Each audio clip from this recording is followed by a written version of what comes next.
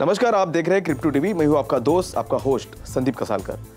Financial information service industry के leading global content provider और knowledge portal Cryptowire की holding company Ticker Plant ने Google cloud के साथ कोलैबोरेशन की घोषणा की है। टिकर प्लांट और गूगल के साथ हुई पार्टनरशिप का एम क्रिप्टोवायर इकोसिस्टम को डेवलप करना है, जो एक कॉमन प्लेटफॉर्म पर क्रिप्टो करेंसी और ब्लॉकचेन इंडस्ट्री के सभी स्टेक होल्डर्स को कैटर करेगी। क्रिप्टो करेंसीज में आई स्थिरता, बिटकॉइन $36,000 से ऊपर रहा। मेटा के दुनिया का सबसे तेज एआई सुपर कंप्यूटर बनाने का किया दावा। थर्ड लार्जेस्ट व्हेल के पास है माइक्रो स्ट्रेटेजी से ज्यादा बीटीसी। ETH 2.0 से शिफ्ट हुआ इथेरियम, भविष्य में कंफ्यूजन से बचने के लिए उठाया गया एक कदम। फैंटम ट्रांजैक्शंस ने इथेरियम को छोड़ा पीछे। जॉन लेनन के बेटे बीटल्स मेमोराबिलिया NFTs की डिजिटल नीलामी की घोषणा की। क्वेंटन टैरेंटिनो का पहला पल्प फिक्शन NFT $1.1 मिलियन में बिका। बहरीन के कॉइन मीना ने यूरोपियन यूनियन से हासिल किया अपना दूसरा crypto currency license. Charity focus NFT company को $26 मिलियन में खरीदेगी ग्राफ ब्लॉकचेन।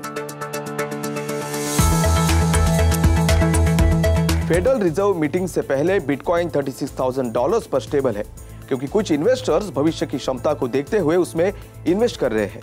क्रिप्टो करेंसीज ने भी हायर ग्लोबल स्टॉक्स पर नजर रखी है, जिससे संकेत मिलता है कि कीमतों पर जोखिम की वापसी बहुत तेजी से नीचे जाते हुए देखने मिली है। डेली चार्ट पर बिटकॉइन के रिलेटिव स्ट्रेंथ इंडेक्स RSI ने मार्च 2020 की क्रैश के बाद सबसे ज्यादा ओवरसोल्ड रीडिंग दिखाई है। इसे पिछली बार 20 नवंबर 2018 में सबसे नीचे देखा गया था। बिटकॉइन फ्यूचर्स ने ट्यूसडे को ओपन इंटरेस्ट पोजीशंस में नए सिरे से बढ़त देखी, जो डिजिटल गोल्ड में फ्रेश मनी फ्लो का संकेत देता है। फेडरल रिजर्व अपनी आज होने वाली 2-डे रेट सेटिंग मीटिंग को शुरू करेगा। ऐसे में इन्वेस्टर्स वर्ष के दौरान कम से कम 4 रेट हाइक्स की उम्मीद कर रहे हैं। साथ ही 5th की भी संभावना है, जिसने ग्लोबल मार्केट्स को हिला कर रख दिया है। पिछले 24 घंटों में बिटकॉइन ने 9% की बढ़त के साथ $36,513 पर हाल ही में ट्रेड किया है, जबकि इथेरियम ने 10% की बढ़त के साथ $2,427 पर ट्रेड किया है। मेटा, जिसे पहले फेसबुक के नाम से जाना जाता था, का कहना है कि उसने एक artificial intelligence research super computer बनाया है जो दुनिया भर में सबसे तेज है। ऐसे में सोशल मीडिया की दिग्गज कंपनी ने कहा कि उसके AI research super cluster RSC super computer के 2022 के मिड तक पूरी तरह से शुरू होने की उम्मीद कर रहा है। वही मेटा के CEO मार्क जुकरबर्ग का मानना है कि RSC के साथ किए गए काम से मेटावर्स के लिए टेक्नोलॉजीज के निर्माण का रास्ता बनेगा, जहां AI ड्राइवन एप्लीकेशंस और प्रोडक्ट्स एक महत्वपूर्ण भूमिका निभाएंगे और इसके लिए एनॉर्मस कंप्यूटिंग पावर का जरूरत होगी। RSC नए AI मॉडल्स को इनेबल करेगा, जो खरबों एग्जाम्पल से सीख सकते हैं और सैकड़ों भाषाओं को समझ सकते हैं। कंप्लीटेड RSC सिस्टम 1 एक्साबाइट की कैश और स्टोरेज कैपेसिटी के साथ 16,000 GPUs को जोड़ेगी और सिस्टम को 16 टेराबाइट्स पर सेकंड डेटा प्रदान करने में सक्षम होगी। एक्सपर्ट्स ने मेटा की नई RSC सिस्टम मशीन की तुलना इथेरियम नेटवर्क से की है, जिसे इंडस्ट्री में कुछ लोग पहले से एक ग्लोबल सुपर कंप्यूटर मानते हैं। क्रिप्टो कम्युनिटी में हालिया गिरावट ने क्रिप्टो करेंसी मार्केट, जहां कुछ इन्वेस्टर्स ने $1 ट्रिलियन के एसेट्स का नुकसान सहा है, जबकि कईयों ने इसे डीप खरीदने का सही मौके के रूप में इस्तेमाल किया है। ऐसे में एक व्हेल मौके का फायदा उठा रही है और इस तरह से उसने 22nd जैन को लगभग $12 मिलियन वैल्यू के 328 BTC को अपने नाम किया है। इतना ही नहीं, होल्डलर ने आज 25 जैन को लगभग $6 मिलियन वैल्यू के 160 BTC हासिल किए हैं। खरीद की होड़ की वजह से एंटिटी ने माइकल सेलर की micro strategy Virginia based business intelligence company की तुलना में ज्यादा BTC रखने का एक माइलस्टोन हासिल किया है।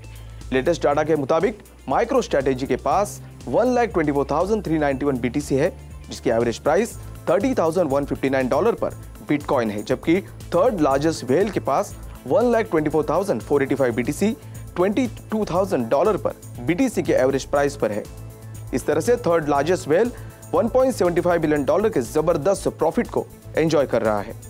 प्रोटोकॉल में कुछ जरूरी बदलाव के बाद इथेरियम ETH 1.0 और ETH 2.0 से बाहर निकल जाएगा। नेटवर्क पर कोर डेवलपर्स ब्लॉकचेन के स्टेजेस को एग्जीक्यूशन लेयर और कंसेंसस लेयर के रूप में रेफर कर रहे हैं।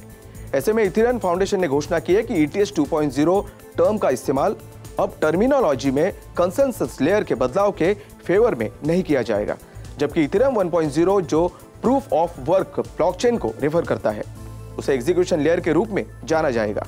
बता दें कि यह कदम दोनों को लेकर यूजर्स के बीच होने वाली कंफ्यूजन को दूर करने के लिए उठाया गया है। मौजूदा ब्लॉकचेन की प्रूफ ऑफ वर्क पर चलता है ETH 1.0 eventually proof of stake Ethereum chain ETH 2.0 में माइग्रेट किया जाएगा। अपकमिंग मर्ज एक अपग्रेड है जहां प्रूफ ऑफ वर्क चेन को प्रूफ ऑफ स्टेक चेन के साथ यूनाइट किया जाएगा, जिसके लिए जून 2022 की तारीख को शेड्यूल किया गया है। फैंटम पर ट्रांजैक्शंस मंडे को पहली बार इथेरियम को पीछे छोड़ते हुए नजर आया है, क्योंकि इन्वेस्टर्स फार्म यील्ड्स और एक्रू वैल्यू को पाने के लिए नए रास्तों को तलाश रहे हैं। ब्लॉकचेन ट्रैकर फैंटम स्कैन के डेटा के अनुसार पिछले 24 घंटों में फैंटम नेटवर्क पर 1.2 मिलियन से ज्यादा ट्रांजैक्शंस किए गए थे। इथेरियम ट्रैकर ईथर स्कैन के आंकड़ों के अनुसार फैंटम इथेरियम के 1.1 मिलियन ट्रांजैक्शन से थोड़ा ज्यादा था। आपको बता दें कि इथेरियम में 2021 के 1.7 मिलियन डेली ट्रांजैक्शंस के पीक से काफी नीचे है। वही फैंटम पर मंडे के आंकड़े अभी भी सितंबर 2021 में 1.8 मिलियन के अब तक के सबसे ऊंचे ट्रांजैक्शंस काउंट से कम है। वही दूसरी तरफ मंडे तक 129 फैंटम बेस्ड डिफाई एप्लीकेशंस पर $12.2 बिलियन से ज्यादा वैल्यू को लॉक किया है। म्यूजिक लेजेंड जॉन लेनन के सबसे बड़े बेटे जूलियन लेनन अपने पिता और द बीटल्स से जुड़ी रॉक की यादगार चीजों को NFTs के रूप में बेच रहे हैं। ऑक्शन हाउस जूलियंस ऑक्शंस और NFT पार्टनर येलो हर्ट ने the Lennon connection the NFT collection नाम से ऑनलाइन ऑक्शन के हिस्से के रूप में जूलियन के पर्सनल कलेक्शन से चीजों को बेचने के लिए एक साथ आए हैं।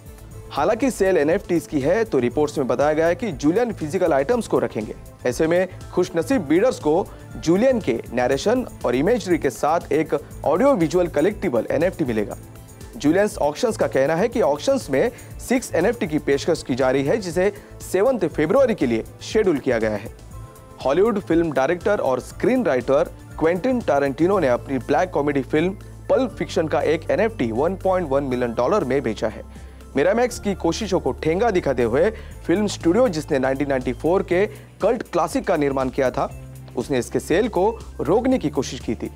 प्रोजेक्ट, जिसे टारेंटिनो NFTs कहा जाता है, फिल्म से original handwritten screenplay की ऑफर कर रहा है, जिसे कई आइकॉनिक स्कीम्स में ब्रेक किया गया था, जिसे एक तरह के NFT के रूप में मिंट किया गया है। SCRT लैब्स के कोलैबोरेशन से पहले कभी नहीं देखी गई स्क्रिप्ट भी टारेंटिनो की ऑडियो कमेंट्री के साथ आती है, जिसमें वो खुद सीन के सिग्निफिकेंस को समझा रहे हैं। हार्वे वेनस्टाइन के स्टूडियो मिरामैक्स ने कंटेंट पर इंटेलेक्चुअल प्रॉपर्टी राइट्स का दावा करते हुए एक मुकदमा दायर किया है। मिरामैक्स का दावा है कि टारेंटिनो के पास 1994 की फिल्म के कुछ अधिकार है, लेकिन उसे एक तरफा रूप से NFT बनाने और मार्केट में लाने का कोई अधिकार नहीं है। आपको बता दें कि टारेंटिनो तेजी से बढ़ते NFT मार्केट की ओर रुख करने वाले पहले फिल्म डायरेक्टर्स में से एक है। क्रिप्टोवायर ने भारत के पहले क्रिप्टो करेंसी इंडेक्स IC15 को लॉन्च किया है। क्रिप्टोवायर एक ग्लोबल सुपर ऐप है जिसमें क्रिप्टो टीवी भी शामिल है। IC15 इंडेक्स का उद्देश्य इन्वेस्टर्स को दुनिया भर के प्रमुख क्रिप्टो एक्सचेंजेस पर listed top 15 widely traded liquid crypto currency के परफॉर्मेंस को ट्रैक करने में मदद करना है।